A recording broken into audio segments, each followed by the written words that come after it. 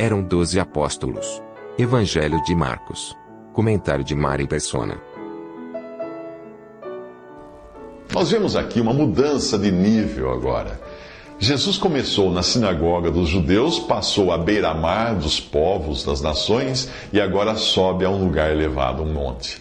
Jesus subiu a um monte e chamou a si aqueles que ele quis, os quais vieram para junto dele. Escolheu 12, designando-os como apóstolos, para que estivessem com ele, os enviasse a pregar e tivessem autoridade para expulsar demônios.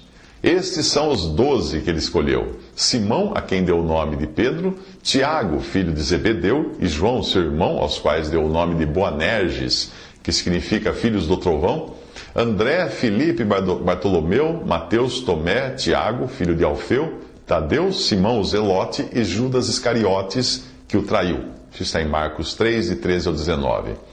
É num plano acima daquele ocupado pelo judaísmo, e também acima das gentes, das nações, que Jesus passa a chamar os que irão levar a sua mensagem ao mundo.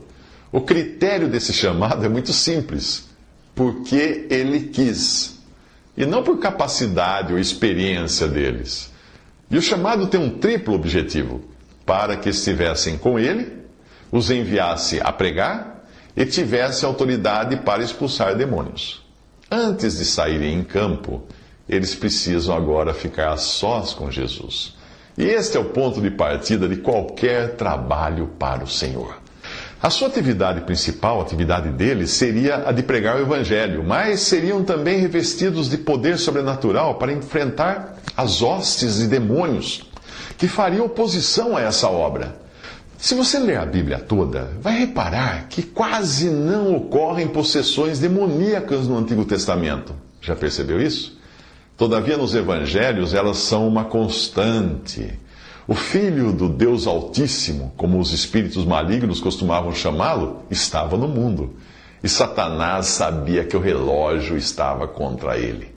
Vieste aqui para nos atormentar antes do devido tempo, reclamam os demônios em Mateus 8, 29. Esse revestimento de poder permitiria também que eles realizassem sinais e milagres, demonstrando que era Deus agindo. Sempre que Deus inaugura uma nova fase, ela é acompanhada de provas visíveis, como se costuma fazer com os fogos de artifício, bandas e bandeiras no lançamento de alguns empreendimentos imobiliários. Mas depois, ao longo da construção, essas provas já não são necessárias.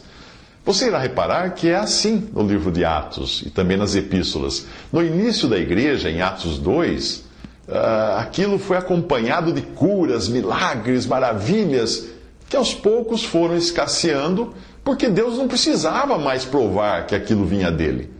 Ao ponto de Paulo deixar Trófimo doente em Mileto sem curá-lo, lá em 2 Timóteo 4,20. E até indicar a Timóteo um remédio caseiro para sua doença do estômago: beber vinho, em 1 Timóteo 5,23.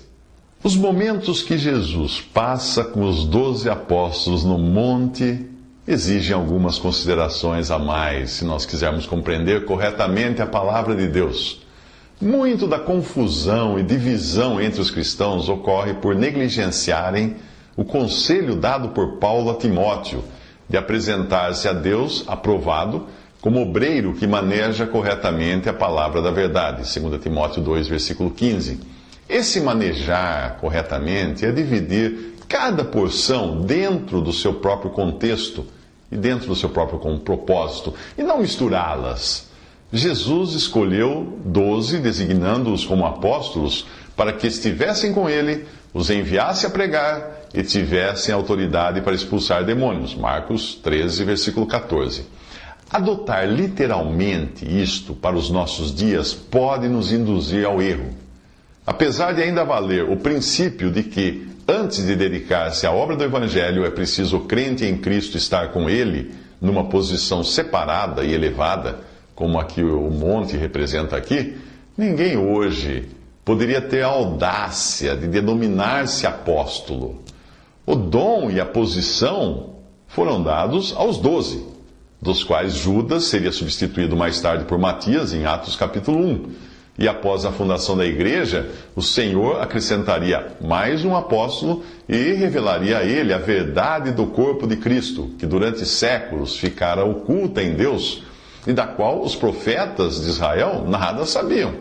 Portanto, se hoje você encontrar por aí alguém andando com um crachá de apóstolo, certamente não passará de um impóstolo, que é um apóstolo impostor. Apesar do imenso privilégio dos apóstolos de estarem ali com Jesus na terra, no monte, receberem dele esse mandato e serem revestidos por ele de poder sobrenatural para pregar, expulsar demônios e realizar milagres, hoje, cada crente em Jesus, por mais simples que seja, desfruta de um privilégio muito maior. Salvos por sua graça, nós somos membros do seu corpo, que é a igreja. E temos habitando em nós o Espírito Santo, que é a garantia, o penhor da nossa herança celestial. Nenhum apóstolo naquele momento, e nenhum santo no Antigo Testamento, e nem mesmo João Batista, podia ser chamado de templo de Deus. Porque Jesus ainda precisaria morrer, ressuscitar, ser glorificado, para poder só depois enviar o Espírito Santo, que hoje habita nos que são salvos por ele. Ao contrário dos apóstolos, que naquele momento ainda não tinham a completa revelação de Deus, hoje nós temos a sã doutrina que o Espírito Santo os inspirou a escrever mais tarde, com verdades desconhecidas até então, até aquele momento ali no monte. E o Espírito Santo nos capacita a entendê-las e a nos comunicarmos com Deus como Pai, num nível muito superior ao que todos os santos de antes da formação da igreja tiveram. Eles nunca podiam experimentar o que hoje nós podemos experimentar, além de termos o que? A certeza de uma salvação já consumada. Após ser confrontado por religiosos na sinagoga, acuado pela multidão à beira-mar e importunado por demônios, Jesus subiu ao monte para escolher os seus apóstolos, os seus discípulos, e agora busca por um momento de comunhão com eles na intimidade de uma casa. Mas nem isso está sendo possível. Então Jesus entrou numa casa e novamente reuniu-se ali uma multidão, de modo que ele e os seus discípulos não conseguiam nem comer. Marcos 3, versículo 20. Seus discípulos que desceram com ele do monte ficaram impressionados com a popularidade de Jesus. Logo eles perceberiam que isso iria também privá-los de privilégios como o de comer com ele. Mas a multidão estava menos interessada em Jesus e mais interessada no que poderia obter dele. Enquanto o mar, na Bíblia, nos fala das nações e o monte de um lugar elevado de onde o Senhor escolhe os discípulos e lhes dá instruções, a casa nos fala de um lugar reservado, de acolhimento, de comunhão. Entender esse simbolismo nos ajuda na compreensão da palavra de Deus. Nós nunca vemos Jesus dormir em Jerusalém, mas quando visitava a cidade, ele costumava ficar na casa de Lázaro, Marta e Maria, em Betânia. Ali ele encontrava descanso, alimento e refrigério, na companhia de pessoas muito queridas ao seu coração, e um equilíbrio entre comunhão, adoração e serviço. Mas no início não tinha sido assim, e Marta precisou ser repreendida por trabalhar demais, enquanto Maria era elogiada por estar aos pés de Jesus. Marta, Marta, alertou o Senhor, você está preocupada e inquieta com muitas coisas, todavia apenas uma é necessária. Maria escolheu a boa parte, e esta não lhe será tirada. Lucas 10, 41, versículo 41.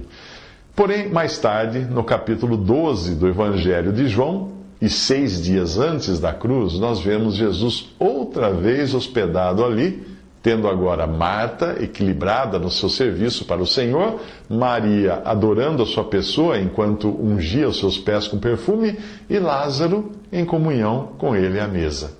Estar à mesa com os discípulos e comer com eles após ter descido do monte era o que o Senhor queria também nesse capítulo 3 de Marcos, mas a multidão não permite, e assim será sempre com a multidão, mais de olho na bênção do que naquele que abençoa. Um crente em Cristo jamais perderá a salvação, mas é fácil perder a comunhão. E nem sempre isso ocorre por pecado moral, não. Buscar a bênção não é o mesmo que ocupar-se com o que abençoa. E trabalhar, evangelizar e sair em busca de perdidos não é o mesmo que sentar-se aos pés de Cristo em adoração. Trabalhadores para a sua seara, o Senhor os dá. Mas adoradores como Maria de Betânia, o Senhor os busca. Quando seus familiares ouviram falar disso, saíram para apoderar-se dele, pois diziam, ele está fora de si. Em Marcos 3:21, os familiares de Jesus. Mais tarde, os vizinhos de Jesus ficariam escandalizados, e ele diria, só em sua própria terra, entre seus parentes e em sua própria casa, é que um profeta não tem honra. Marcos capítulo 6, versículo 4. Portanto, não se surpreenda se parentes e amigos virarem estranhos e inimigos. Jesus passou por isso também. Como agir diante da rejeição em casa, na escola ou no trabalho e ao mesmo tempo levá-los a conhecer a salvação? Tendo a mesma atitude de Cristo Jesus, que, embora sendo Deus, esvaziou-se a si mesmo, vindo a ser servo. Tornando-se semelhante aos homens e sendo encontrado em forma humana, humilhou-se a si mesmo e foi obediente até a morte e morte de cruz. Filipenses 2, de 5 a 8. Porque é louvável que, por motivo de sua consciência para com Deus, alguém suporte aflições, sofrendo injustamente. Pois que vantagem há em suportar açoites recebidos por terem cometido o mal? Mas se vocês suportam o sofrimento por terem feito o bem, isso é louvável diante de Deus. Para isso vocês foram chamados, pois também Cristo sofreu no lugar de vocês, deixando-lhes exemplo para que sigam seus passos.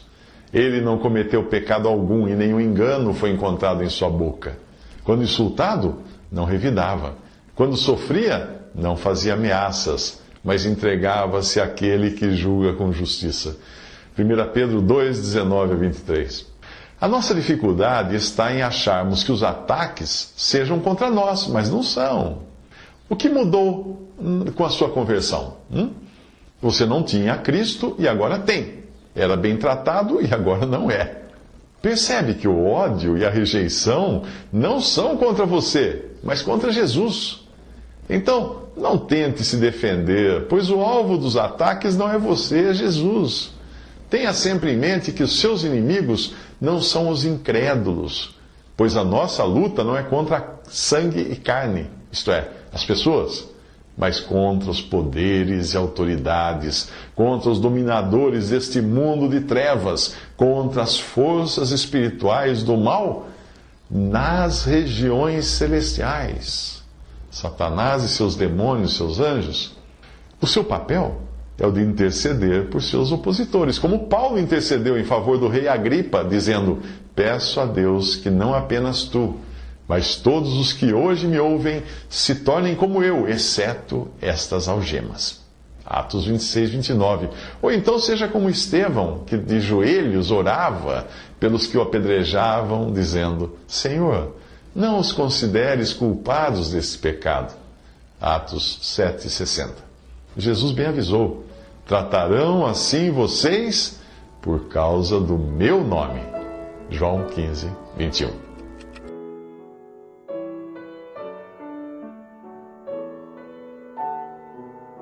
Visite Respondi.com.br.